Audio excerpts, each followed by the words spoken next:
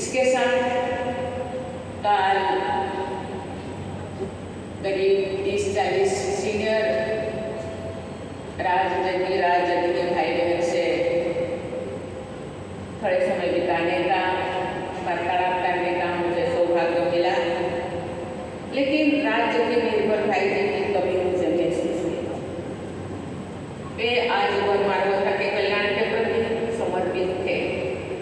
वैश्विक शांति और नैतिकता पर आधारित समाज निर्माण के प्रयासों के लिए उनको हमेशा याद किया जाएगा। मैं उनकी पूर्ण स्मृति को नमन करती हूँ। देवी और स्वयं आध्यात्मिकता का मतलब धार्मिक होना या सांसारिक कार्य का त्याग कर देना नहीं है।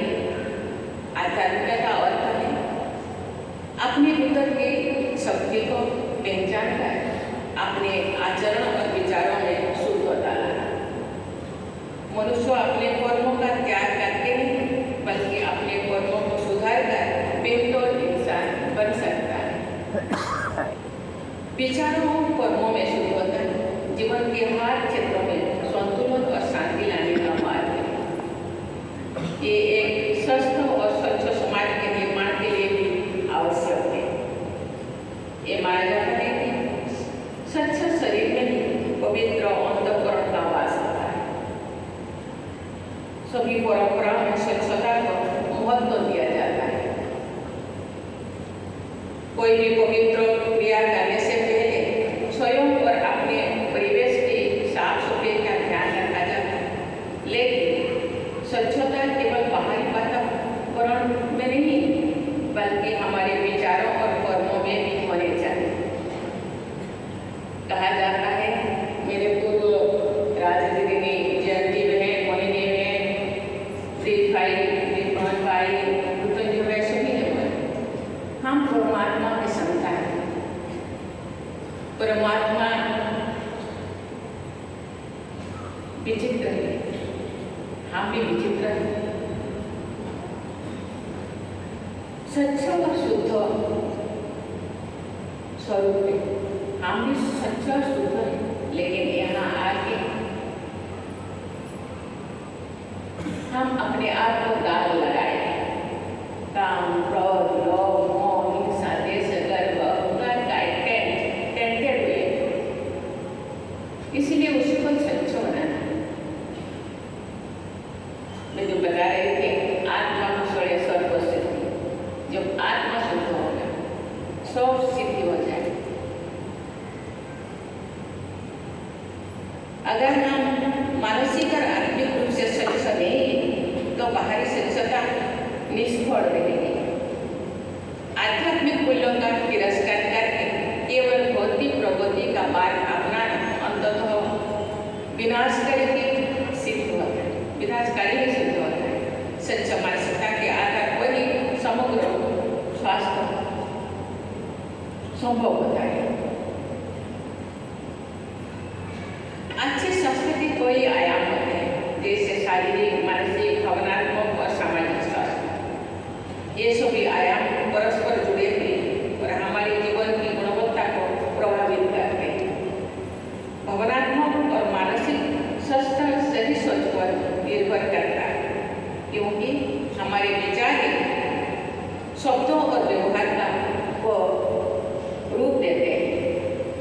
दूसरों के प्रति कोई राय बनाने से पहले हमें अपने अंतर्मुख में झांकना चाहिए। जब हम किसी दूसरों की परिस्थिति में अपने आप को रखकर देखेंगे तो सही राय बन पाएंगे। संत कवि ने कहा था बुरा जो देखकर में चला बुरा ना मिलिया कोई, जो मन खोजा अपना मुझसा बुरा ना कोई। हमारे पूर्वजों ने अंतःकरण की शुद्धता के लिए आहार की शुद्धता पर जोर दिया था। छांदोग्य उपनिषद में कहा गया है आहार शुद्धो स्वच्छ शुद्धि, अर्थात आहार ही की शुद्धता से अंतःकरण शुद्ध होता है। शुद्ध आहार के लिए शुद्ध अन्न